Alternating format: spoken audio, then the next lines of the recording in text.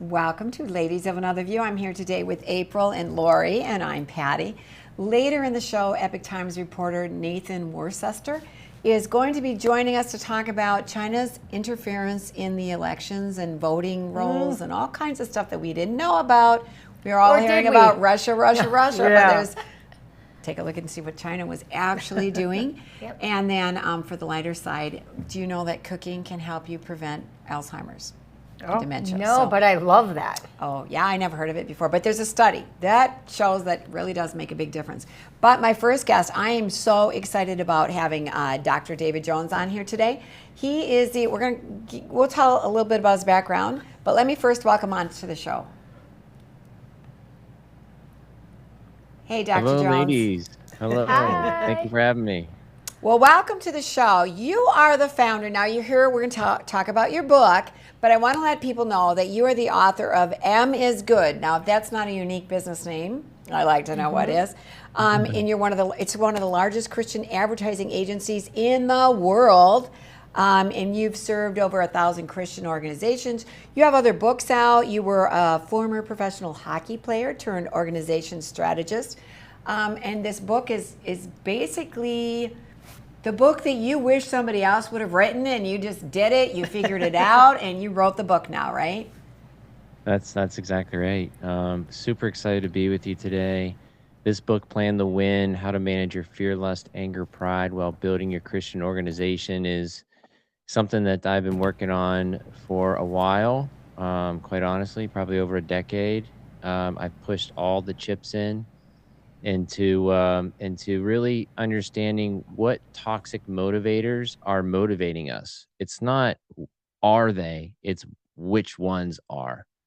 And through research and through experience, I've identified 4 toxic motivators, which I call FLAP: your fear, lust, anger, pride, that are motivating you. And good news is, there are 2 motivators two of these that are motivating us every day. And I think the good news of that is that we can identify what they are, and we can move on so that we can say, glorify the Lord with our talents and our abilities. Okay, well, I mean, I'm a professional athlete. You're a professional athlete. Of course we have pride, right? And I think good Christians are full of faith and a good pride, right? Because we want to do our best. I want to serve God with smiles and miles, right? So dive into that a little bit in the book. Like, how do we deal with flap, right?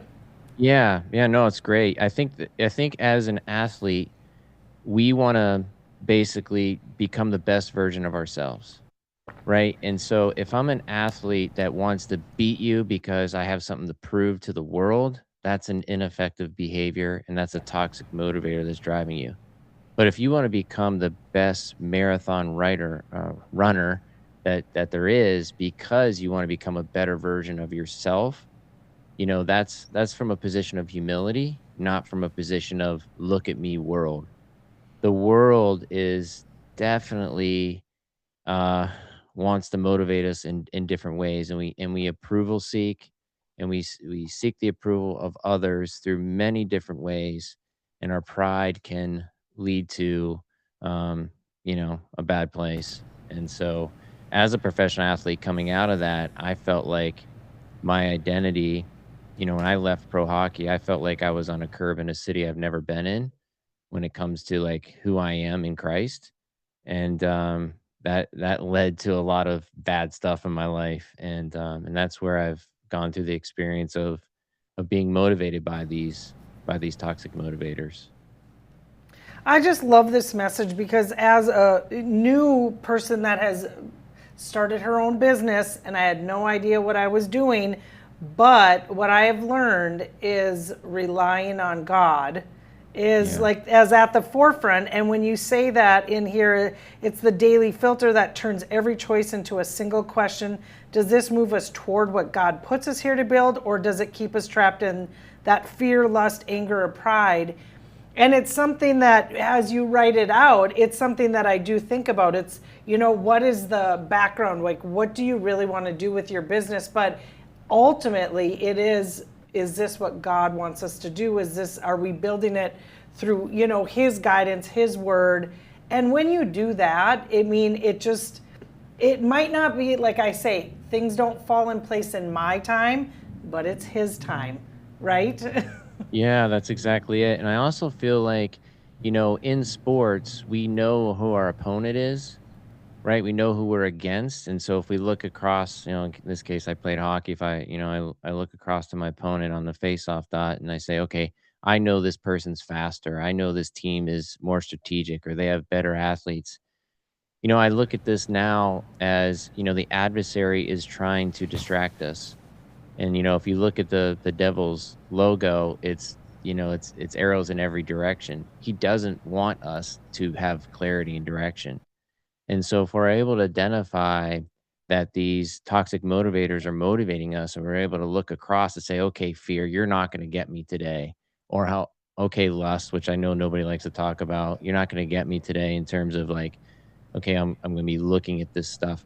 And by the way, I think lust too is something that we look at as like a pornography thing that I don't say most people, but some people struggle with. It wasn't the thing that I struggle with, but I did struggle with the other side of lust, of lusting for a bigger house, multiple houses, a bigger boat, a faster car, a bigger bank account. And so I think if you're able to identify that as a toxic motivator and say, I'm going to let giving drive me and love drive me, not lust for possessions, it's a different place, a different positioning that you can glorify the Lord from instead of looking at me and look how great I am. I love this because I think with the virtues, for every bad thing, there's the opposite, like you said: fear, courage, lust, giving, charitable. Yeah. Not just focused on yourself and what you want, but how can I give? And then it comes back at you. It always does. Yep. It always does. Yeah. I love your subtitle because I'm sure people are like, whoa, fear, lust, anger, and pride. Like, Right. whoa, why are we talking about that? Isn't it like, I'm in it to win it and let's go, rah, rah, Yeah. rah, instead of, I love this. I mean, when you sit down and you listen to you, these are the things that are holding you back. And I want to make the point. I was in graduate school for public administration, and one class I took was my favorite class of all times, program management. And the guy was just so good. He just had a knack to teach. And he would go into organizations and figure out what are the problems. They would call him in, and it might just be rearranging the furniture. It could be certain behaviors. But he had a friend who was a family counselor. And what they realized is they were dealing with the same kinds of things. Only he was dealing with it on an organizational level. This guy was dealing with it in family counseling. And what they realized is whatever issues you have within yourself, you are bringing those issues to work. Yes. And that eventually plays out in, like people used to like to watch The Office because it's so crazy, and people would go, oh yeah, that's like my workplace. And this is what you're focusing on, that unless you focus on the negative, toxic characteristics in a workplace, you're not going to conquer them and turn them around into channel them in a positive way, right? That's exactly it. When you look at these toxic motivators, a lot of times it's in the short term, they work, but in long term, they don't. So, fear over faith, lust over, giving, anger, forgiveness, and patience. Like I can be angry, sorry, and I can, win the argument today, but was I really showing forgiveness and patience for this long-term relationship down the road? And then, pride falls in there too with being humble, and so when I'm humble and I'm thoughtful and I have empathy, this is a much better place to manage your stress and your anxiety and also feel like you're giving back and empowering the world with what you have as your talents and your skills. So I guess we should, before we start, I want to kind of dive into that a little bit deeper. Yeah. Some of the tools that you give people. Yep. Because anger, don't be angry, don't be lustful. Easier is said than done. And I'd like to have you break some of that down for us to show us how you can conquer those things with examples. So don't go away, we'll be right back. Find your path to discovery, adventure, and inspiration in Lemon, South Dakota. Immerse yourself in the charm and beauty of the region's natural resources. Unearth heirs of history.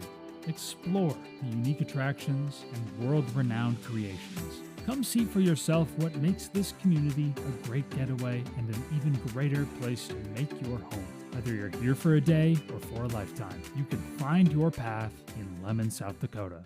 There's never been a better time to rediscover the style, reliability, and all-season, all-terrain fun of the all-new Nissan lineup at the new and improved Ryan Nissan. Whether it's the sleek and stylish Murano, the adventure-ready Pathfinder, or the reimagined, ready-for-anything 2026 Rogue, the all-new Ryan Nissan has the vehicle of your dreams at a price perfect for any budget. It's time to rediscover your passion for the road. It's time to rediscover the all-new Ryan Nissan, engineered to endure. Yeah, U.S. Cattlemen is a member organization that each member has a vote in anything we do with policy. We're representing the independent cattleman or the cow-calf guy or an independent feeder or whatever. We like to support the independent producer. We're talking about mandatory ID, we're talking about cool, we're talking about all the legislation that's going to be coming down with the new administration. There's going to be lots of moving and shaking, so always check us out at our website, uscattleman.org. Come on in and experience small town hospitality and the personalized care that makes car buying a pleasure. We know that every journey starts with the right car. Whether it's school drop-off, weekend road trips, or your daily commute, we have the right vehicle for you and your family. With trusted brands, affordable prices, and the team that treats you like family, finding your next car has never been so easy. We pride ourselves on personal attention and quality service. Beset Motors, where our customers send their friends. When I first decided to invest in gold, I was a bit nervous and unsure how to start. Luckily, I found Noble Gold Investments. From the very first call, they made investing easy. No pushy sales tactics, no gimmicks, and no confusing free silver offers with hidden fees. Just honest advice tailored to my needs, giving me confidence every step of the way. If you're new to gold investing or want a partner you can trust, visit noblegoldinvestments.com. Welcome to where classy meets Wild West. Buffalo Gypsy Boutique of Bismarck has clothing, decor, and gifts ranging from sophisticated boho style to fun and flashy. Our exclusive brands such as Scully, Double D Ranch, and Tanner Mark provide standout style for the whole family, right down to the little ones. We always have a great selection of Kimes denim, and we proudly offer American-made jewelry and artwork. Find Buffalo Gypsy classing up North Bismarck just off Highway 83.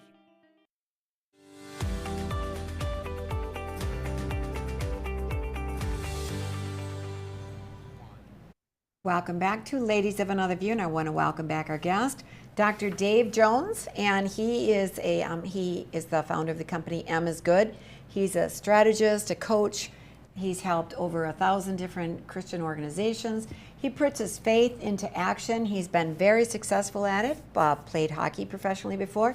And we're talking about his latest book that's just being released, Plan to Win: How to Manage Your Fear, Lust, Anger, and Pride while building your Christian organization. So I want to open this with talking about vision, because without vision, the people will perish, right? We need vision. So let's talk about that and how that relates in the book. Yeah, so, as a North Star, vision is one of my favorite things to talk about. Vision answers a why question. And so when you answer why, this actually going to kind of geek out on you a little bit here, but when you answer the why question, it actually triggers a different part of the brain called the amygdala. And so the amygdala, it takes the what, where, when, and how and says fight or flight. The neocortex deals with the what, where, when, and how. And so in vision, which is a really hard statement to write, I've written a lot of different vision statements for a lot of very, big organizations and small as well. But vision is the North Star. And I like to reference Habakkuk 2:2 when Habakkuk was upset with God because Nineveh was like New York and Los Angeles in the 70s. Like anything went in Nineveh and nobody wanted to go to Nineveh. Mm-hmm. Habakkuk goes up on the watchtower and says, "Hey, God, are you around?" Like, of course, I'm paraphrasing here, but are you around? Like, I'm upset. What's happening? And God responds while Habakkuk is sitting there. God responds with, "Write the vision on a tablet." And in the Amplified Bible says, "And make it plain so the runner running by can see it and carry it with him." So if we translate that now, I'm going to go kind of fast here, but if we translate that vision statement for your life or your organization, that vision's got to be short, portable, easy to understand, memorable, inspiring, and detailed. And detailed, it's got to be enough that it goes outside of you. It's bigger than you. Has to be bigger. I had a pastor once say, well, my vision is big. And I said, well, that's kind of like an oxymoron because vision is big. If it's not vision, if vision isn't big, then it's a mission statement. Right. And so when we look at that short, portable, easy to understand, memorable, inspiring statement, the way I look at it, the way I translate it in 2026 is that it's like you and I driving down the interstate, we see a billboard that says McDonald's next exit. It's something that's easy to understand that you can take with you. I usually refer to presidential campaigns around this. Back in 2008, Obama had Change Yes, We Can. And of course, now we have Donald Trump with Make America Great Again. These are statements that are very easy to take with you. And so for our own personal lives, we need that North Star. We need to engage that amygdala because it's so motivational and empowering when we get behind a vision statement. I just love everything that he's saying. And as I'm reading through this, one thing that jumped out with me that you talk about in your chapter 10, as we're hearing about all these AI data centers and stuff like that, and you have something called HSI, which is the Holy Spirit. I just spit. That's how excited I got. Holy Spirit intelligence. It's like the discernment process that keeps God at the center of every leadership decision.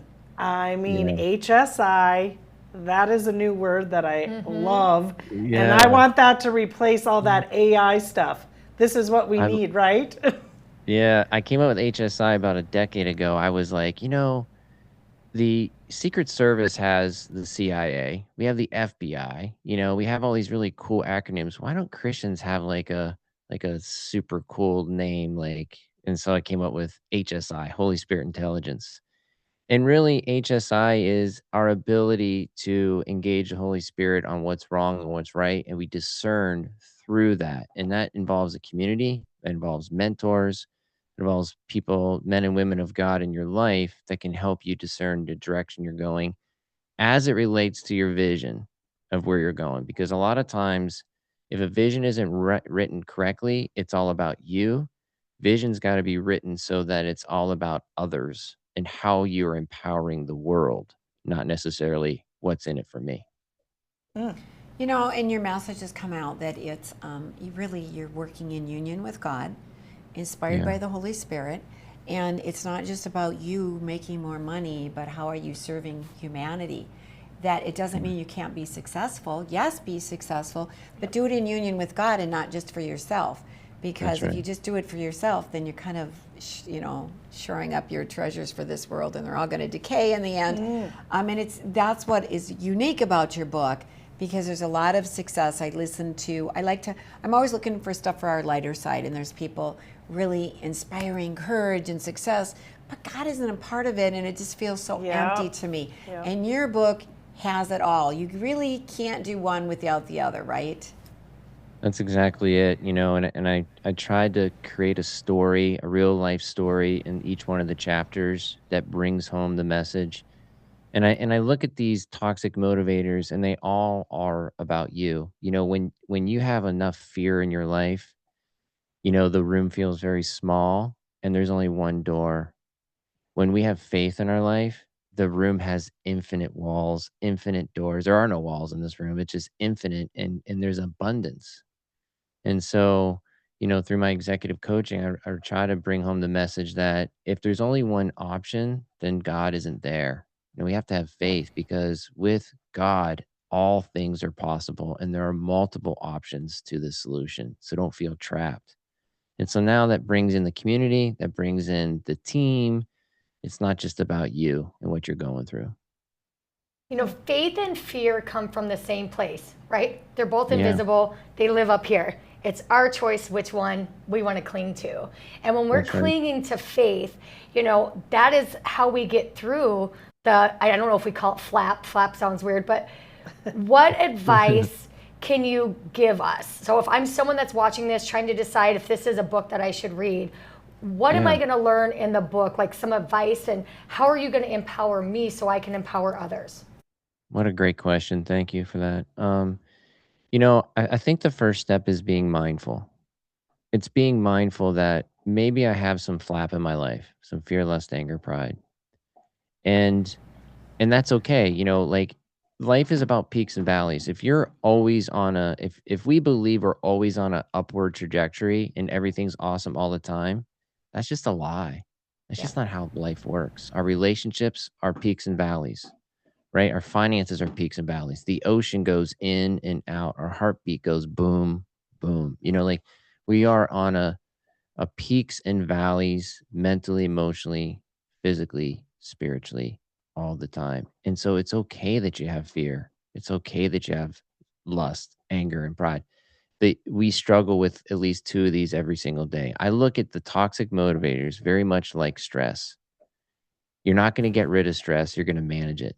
Same thing with your anxiety. You're not going to get rid of anxiety ever. So your toxic motivators are in that same vein of, how do we manage this? Not how do we get rid of it? There isn't perfection in the world. Only one person was perfect, and we know that was Jesus.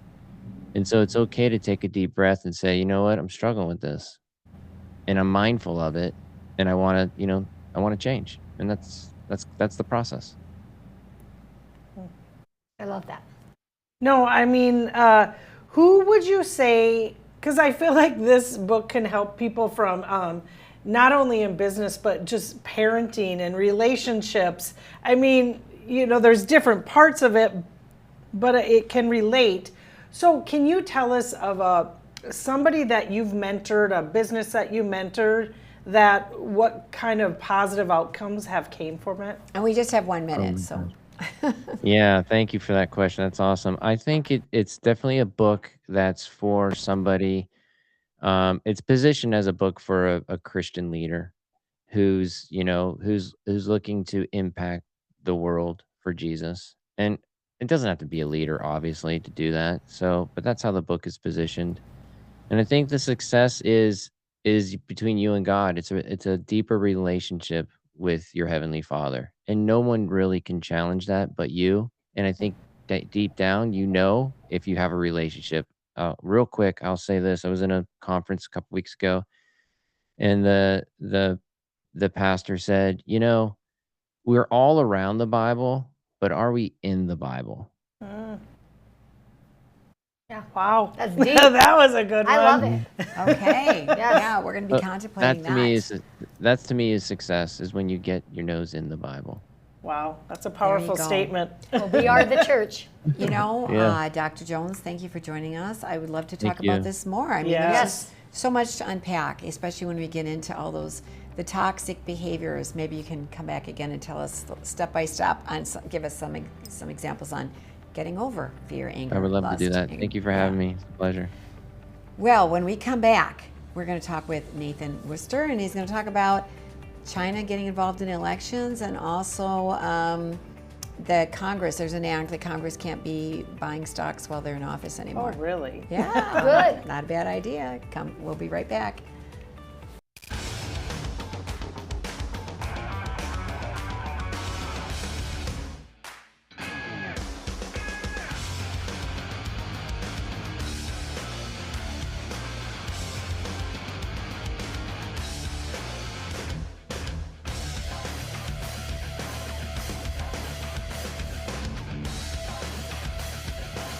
Stop out to our facility, Highway 22 South. Let us build a truck for you. When there's a storm on the horizon, you typically don't get a lot of advance notice. So you brace yourself as best you can and rebuild when it's over. Times like these are what insurance is for, the protection of our livelihoods, our families, our homes, and our lives. We support our community coming together in times of need. As an independent insurance agency, we tailor our services to your needs. At Dakota Community Insurance, we can help you weather the storm. Talk to one of our agents today. We are the St. Mary Sisters. We are building a new facility here in Bismarck, North Dakota, for the sake of training young women to be courageous teachers in this state. The sisters will educate the younger generation to be fully alive through truth and discipline. The sisters' life of devotion and joy will make a positive difference in your community. Check out what we're up to, see what's going on, and join our mission to make a difference in the lives of the children of North Dakota. Let's be frank, it's a pain to be without your vehicle after an accident. That's why you should take it to Jerome's Collision Center. Our shop is supersized, and we have the qualified staff to fill it up and work on your vehicle, step by step, piece by piece, in crazy fast time without sacrificing quality. When you need us, we'll turn your bad experience into a good one. We're Jerome's Collision Center, and we're the best at what we do. Hey, I'm Corey Heppola, and I grew up in a small town. This road used to be gravel. But a long time ago, I left to live in a big city. Now, I wonder... Just because we're small doesn't mean we can't have nice things. What would it be like to move back? Man, it's mad love up in here. So, I'm traveling to different small towns across the Midwest to find out. Because what do I really know about rural living? Oh. The people. If there is anything that you can say about this town, it's that we take care of each other. The innovation. So none of this equipment even existed. And the opportunities. It's like every year in the spring, there's always like a revitalization of just excitement. This is my town. Oh! Oh, jeez! You were close. 7 episodes. Sunday night, 6:30 on Beck TV.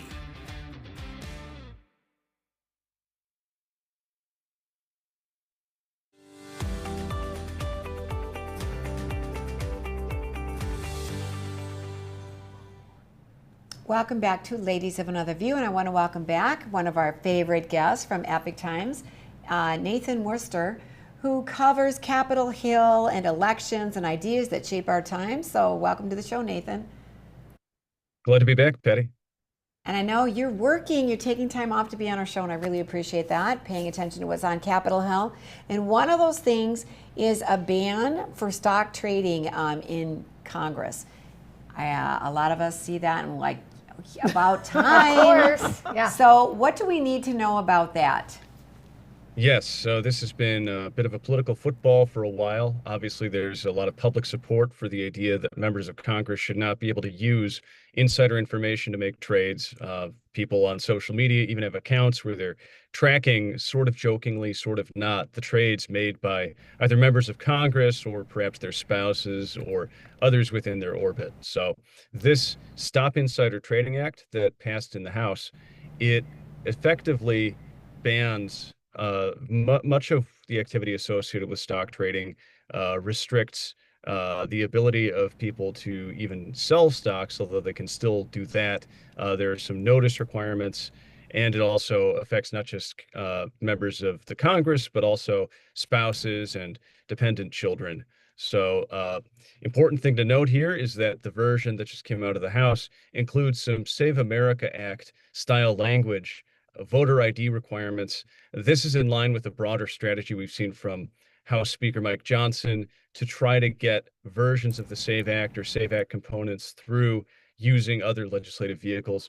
That, of course, though, means that when this reaches the Senate, there's a good chance that at least a version with Save America type language is not going to go through. We've had, obviously, basically all Democrats and then a small number of Republicans who have been resistant to the SAVE Act or SAVE Act style language. So this will impact also who's running for office too, because people like money and people are money motivated. And if now your ability to make money with the stock market is limited, that will impact who can run now. What about people who are in? Just expand more on that. Yeah, so worth noting also is that people who are already in office, they can hold on to their assets. There's no requirement for people to get rid of the stocks that they already have. Just basically makes it impossible for them to buy new stocks. And again, they can sell, but there are new guardrails around sales. So one of those issues where notably you had 13 Democrats peel off in the House from their conference to support this. And one of them, Marie Gluesenkamp-Perez, who is a bit of a moderate running in a tough race, she released a video just recently saying, I supported this. On the other hand, I expect that the SAVE style language, that's going to be rebuffed by the Senate. So hopefully the Senate sends back a version that doesn't have that language. So we're seeing even among people who supported it some level of political triangulation, as one might expect.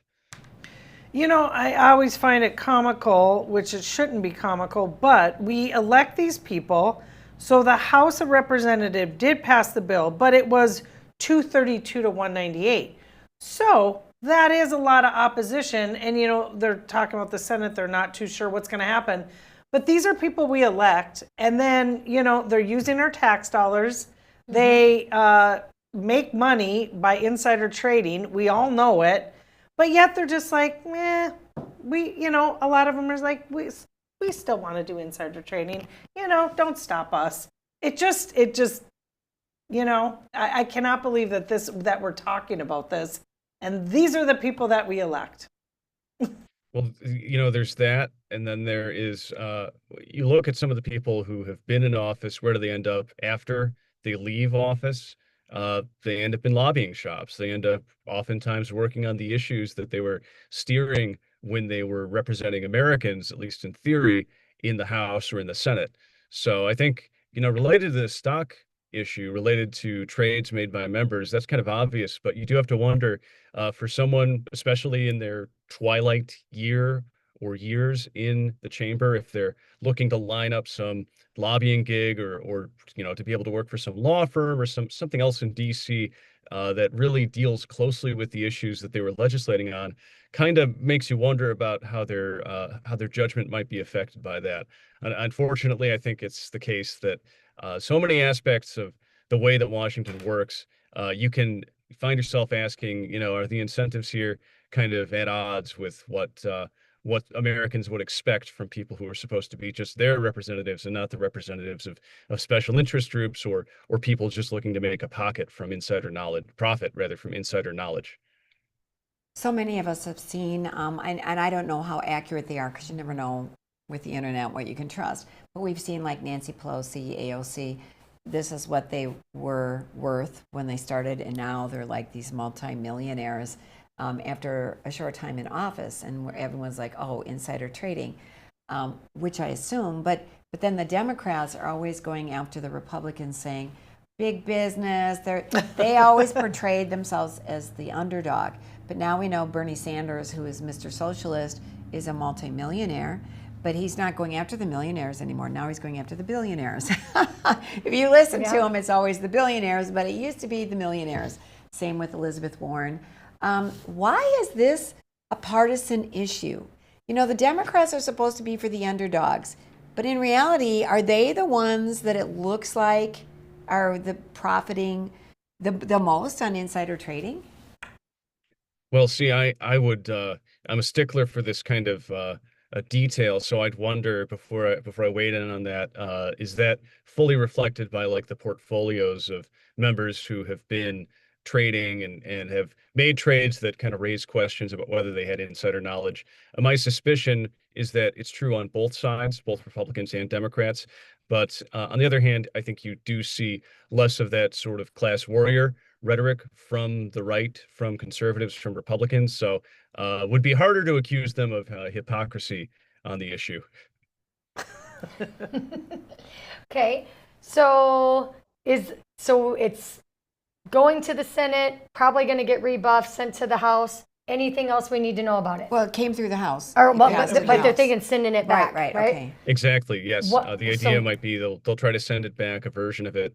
But you know, big picture, we're also right at the point now of the August recess. The House is done until late August. We have just a little more time left in the Senate.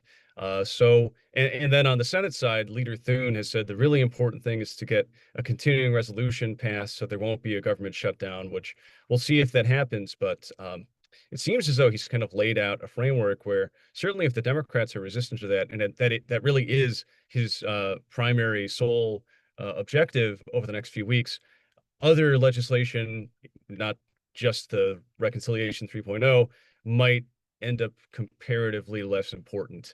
So it'll be interesting to see with this, for example, just how swiftly the Senate moves and then just how much time there is to do something on this ahead of the midterms. Perhaps then it will depending upon how all this plays out, maybe it will end up being something that occurs after the midterms during the lame duck session. But certainly will be interesting to track. And it comes down again to another one of these conflicts between Republicans in the House and the Senate, fundamentally over Save America. There's certainly Senate champions of that. Mike Lee of Utah comes to mind. We'll have to see. But the new budget chairman, Ron Johnson, I'm going to be tracking exactly how he, as part of this Reconciliation 3.0 framework, seeks to negotiate things. He actually told me the other day that he was hoping they could get Reconciliation 3.0 to the point of vote-a-rama, by the time that they're heading off for August recess. Thune so far generally doesn't seem to be saying things in line with that, but there are definitely tensions even within the Senate and of course between the House and the Senate. But every one of the people in Thune's camp that I've heard from recently, just a few minutes ago, Mike Rounds, as well as some others aligned with him, they keep stressing there are not enough votes for Save in the Senate, and really just hammering how, at least from their perspective, it's not going to move forward unless that changes. Oh, that's frustrating. Anyways, we're going to change gears because we're going to talk about China meddling in our elections when we come back.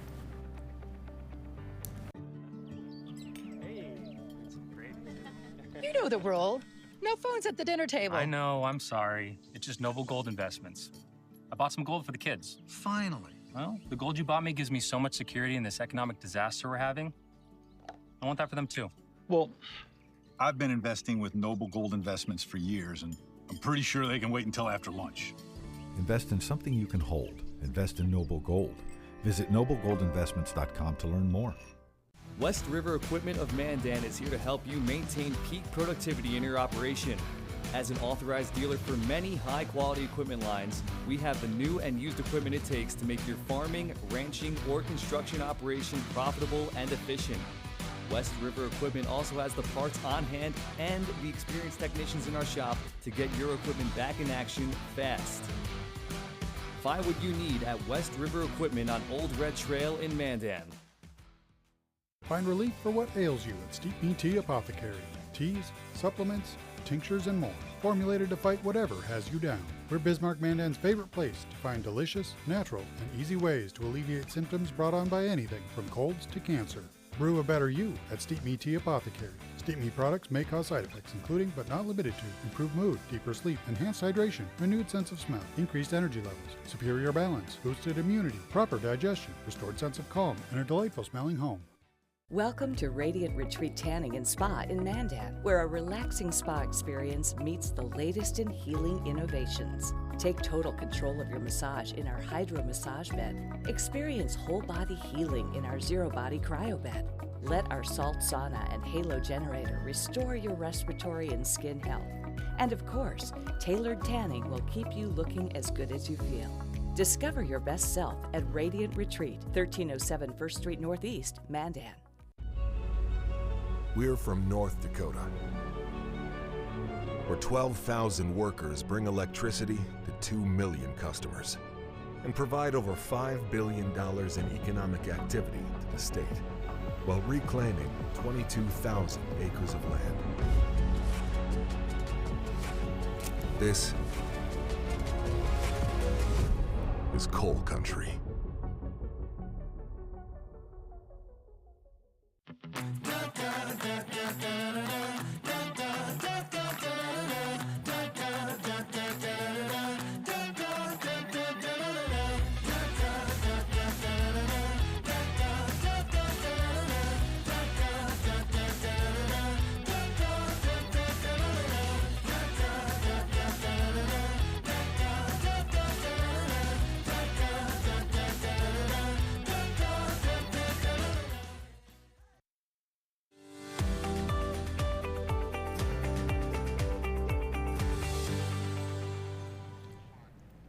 Welcome back to Ladies of Another View, and I want to welcome back our guest, Nathan Worcester, who is a reporter with Epoch Times. He's on Capitol Hill right now as we speak, in a little press room. They have little rooms where you can take a break, talk to the media. We're the media, And I appreciate you taking the time, because I want to talk a little bit about a recent article you had on China and China being involved in our elections. And President Trump revealed it when everybody was talking about Russia, Russia, Russia, and it was all this fake Russian collusion that they were trying to pin on Trump. What actually really was happening was China was meddling in our elections. So what have you uncovered? So the president, he delivered this speech in prime time. Notably, a few of the major networks wouldn't carry it on their broadcast. They would carry it online on other channels, but that itself was a bit of a point of contention. So the president declassified and publicly released some documents bearing on multiple issues to zoom in on China.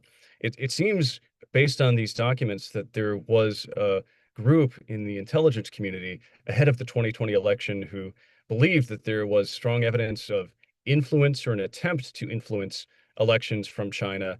And this ran the gamut from attempts, we're not sure how successful they were, but attempts to try to conduct an influence campaign with U.S. businesses or even with journalists aimed at discrediting the president. We also saw, apparently, according to some of the intelligence, the access by China to some of it open data on American voters, as well as the purchasing of this from other sites. I would need to dive deeper to look into some of the other claims. I will confess I have not scrutinized every single document. To me, what really stood out here was, even as you had people in the intelligence community at the time ahead of 2020, they were raising concerns about influence. They were generally marginalized. And there's also evidence that some people with very powerful positions in terms of how that intelligence product then gets channeled to the president through what's known as the president's daily brief. They were, in the words of one email, one quotation from somebody, massaging the brief to really keep any sort of talk of China, the 2020 election, any attempts at influence away from the president. So when I zero in, I think on what stands out to me as the most really striking and perhaps even scandalous, this evidence suggesting that there was an effort to control the narrative that the commander-in-chief, that the executive, the man in the Oval Office at the time, was receiving about this out of political concerns, motivations that seem to have had a strongly ideological and partisan dimension. That is perhaps the most, as I said, striking of all this evidence that we've seen. And then it said the information, because it said voter files. So that's like addresses, names, phone numbers, political party preferences. But it also says that it did, the analysis did not include blue states according to Trump. Can you talk about that? Yes. So this element of it was focused, I believe, specifically on the either deceased or non-citizen voters. So that's a somewhat separate issue.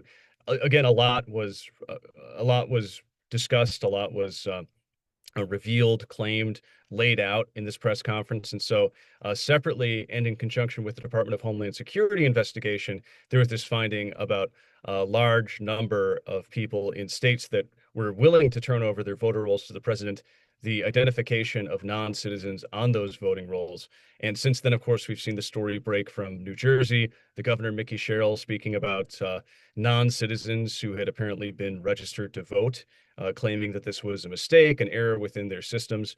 So very interesting then to juxtapose all those things, again, as we're seeing blue states, for the most part, attempt to shield those voter records from the president, scoring some victories in lower courts, and making the argument that this is not something fundamentally that the president should be able to do, even though the president has issued executive orders essentially seeking to compile a national database. The blue states are claiming that this runs afoul of the law in multiple ways, but very, very interesting to look at that alongside, again, what has been claimed here, what has been laid out when it comes to non-citizens registered to vote. Well, I think, like you did say that it was noted that there's politicians or citizens in in the states and the counties that are allowing this to happen. So we need to do something to the people that think it's okay to do it, and they are breaking laws. So why aren't we going after them? that is where this fraud needs to stop, because people need to be held accountable.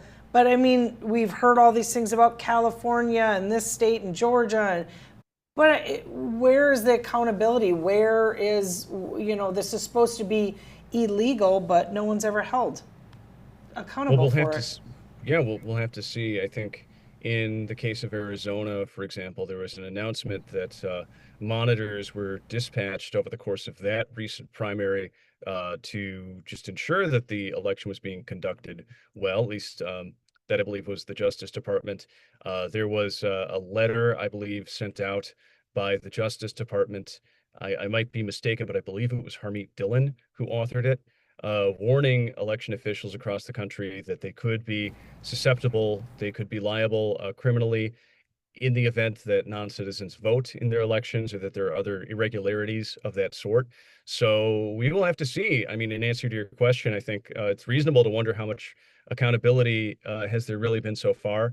Seems as though there is going to be an attempt to change the norms, enforce some of those laws in this coming not only series of primaries, but then the midterms themselves. And that I can promise you will be as heavily contested as the attempts to get voter rolls from various states and to bring about a change in the culture of voting as that has been contested so far as the Trump administration seeks to implement its agenda on this. I think we could see some really spicy things in the next few months around those issues. So far, all I'm seeing, and tell me if I'm correct, it seems like whatever's being contested, the Democrats are fighting against it. That it's the blue states that aren't yet letting the government see their voter rolls. They don't want you to know how many illegals voted. They were in office. The Democrats had the presidency and both houses. Maybe they weren't that interested. Maybe they were fine. Maybe they even were working in collusion with China. Because if China was against Trump, then that's good. They don't care that China was infiltrating and meddling in our elections. Why did the left media not even cover the press conference? Because they said, we don't want people to think that our elections aren't secure. Well, they're not. Like we're uncovering stuff that is insecure not secure for our elections. So I mean, it seems. Correct me if I'm wrong, but it seems like all the evidence is that the Democrats don't want honesty and fair elections. Are you seeing that? Yeah, it's interesting to see the way that we're getting really different stories. Scott Adams, the late cartoonist, used to speak about two different movies that people would be seeing, and I think on the left, people are seeing a movie focused on voter suppression, the claim that these measures undertaken to, as Republicans would say, clean up the voter rolls, look out for irregularities, that will lead to some false positives, some people who should actually be registered being taken off because they didn't register properly in the first place. We've seen similar complaints about Save America, claims that it would significantly disenfranchise married women, for example, who had changed their names on various grounds. And there's definitely a reason to be concerned about people who should, in fact, be voting, who are citizens, who are otherwise qualified to cast ballots in our elections, being kept off the voter rolls. But on the other hand, it does seem strange that, as you say, all of the focus, all of the pressure against that sort of attention to the voter rolls, it all appears to be going in the same direction. And so it's not unreasonable to start wondering, okay, what is the motivation for that? Right, why is there such concern with this scrutiny around who's voting? Why are they against fair and safe elections? So Nathan, thank you for taking time out to talk with us. We'll always keep an eye and have you on again soon, I hope. Absolutely. There's a lot happening in the Senate just in the next few weeks. And then, as we were saying, data center protests. So lots to keep our eyes on. Yeah, absolutely. I'm looking forward to talk to you about that.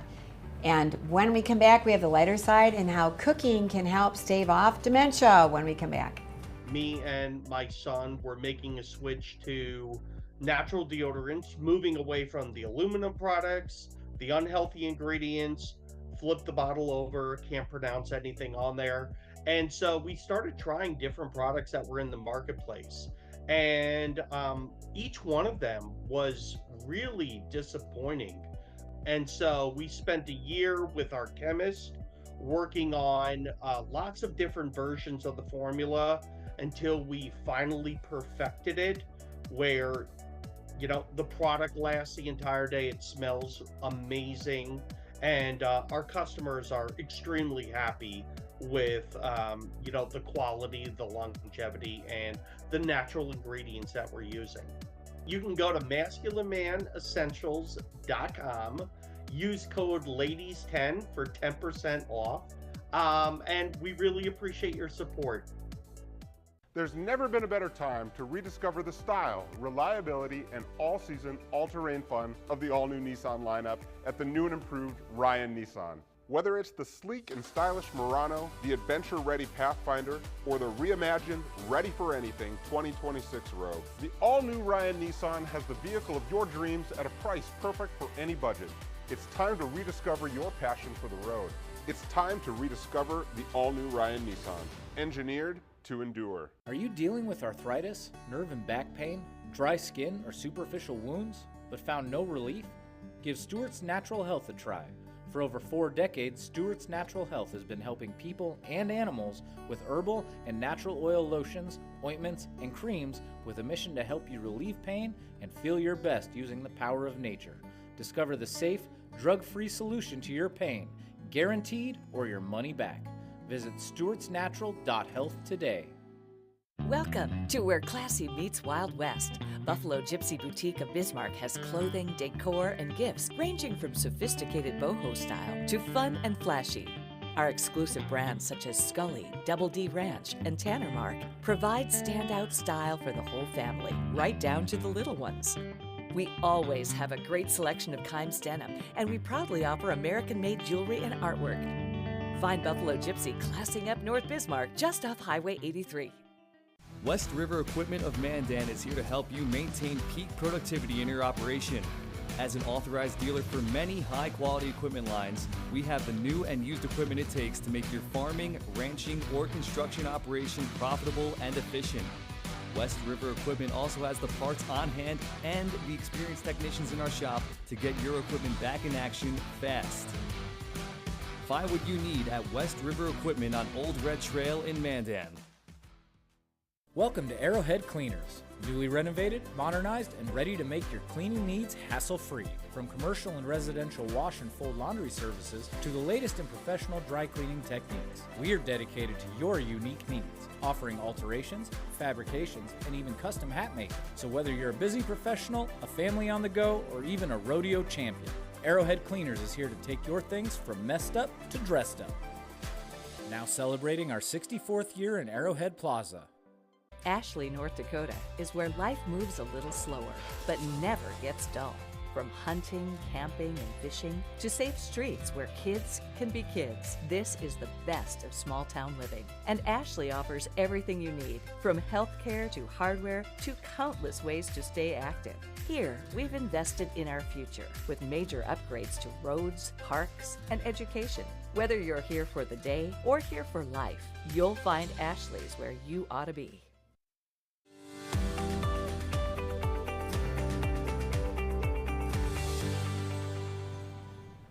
Welcome back to Ladies of Another View, and they are finding out research shows that cooking from scratch improves our cognitive abilities and helps prevent dementia. So let's watch this.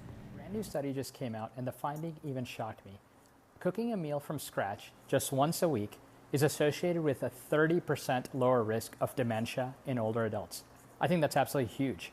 But here's the part that really stopped me. For people who are bad cooks or novices, people with very few kitchen skills, cooking once a week was associated with a 67% reduction in dementia risk. So not 30%, but 67%. So the researchers tracked nearly 11,000 people that are above the age of 65 for 6 years. And this finding held up even after controlling for income, education, and other activities like gardening and volunteering. So why does cooking protect the brain? And why does it work even better for people who are bad cooks? Because cooking isn't just about the food. It's one of the most cognitively demanding things we do every day without even realizing it.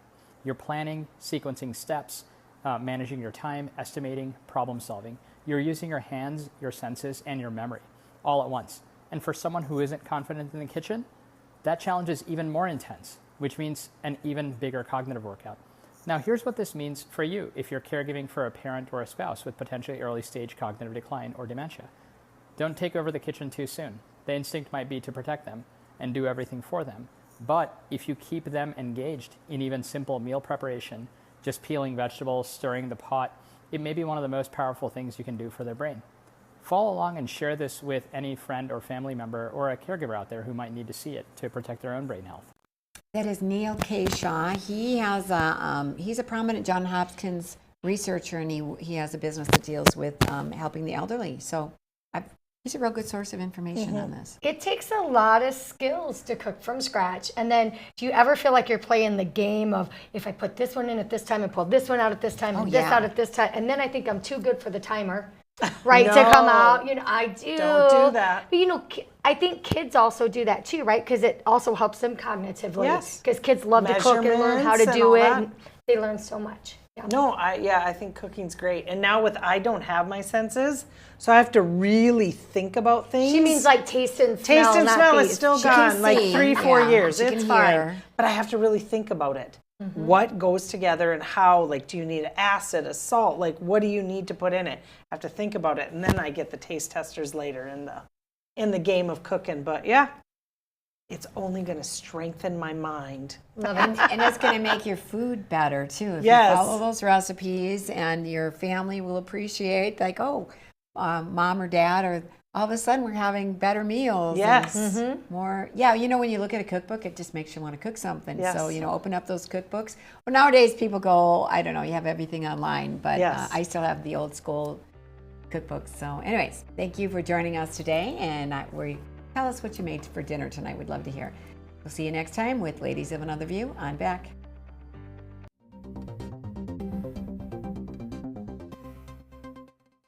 Ashley, North Dakota is where life moves a little slower, but never gets dull. From hunting, camping, and fishing to safe streets where kids can be kids, this is the best of small town living. And Ashley offers everything you need, from healthcare to hardware to countless ways to stay active. Here, we've invested in our future with major upgrades to roads, parks, and education. Whether you're here for the day or here for life, you'll find Ashley's where you ought to be. We are the St. Mary Sisters. We are building a new facility here in Bismarck, North Dakota, for the sake of training young women to be courageous teachers in this state. The sisters will educate the younger generation to be fully alive through truth and discipline. The sisters' life of devotion and joy will make a positive difference in your community.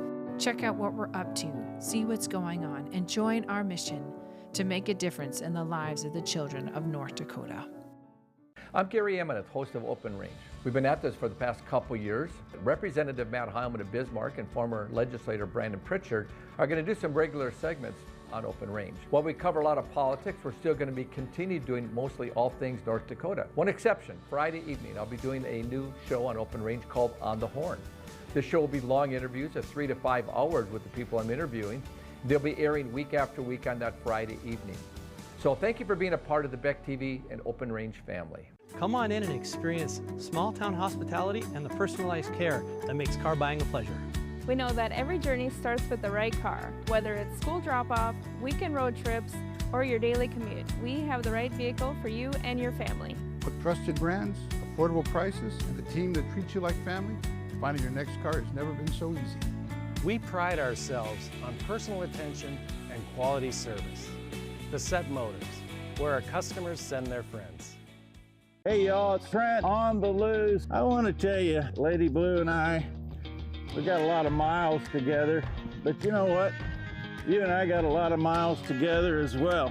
And all I want to do is bring to you the information on how we maintain a domestic supply of food and fuel for future generations. So I'm going to continue to travel the world and unearth the stories that make it possible that we can live in a free United States of America. I'm Corey Heppola, and a long time ago I left my small town for a big city. Now I wonder, what would it be like to move rural? Just because we're small doesn't mean we can't have nice things. This is my town.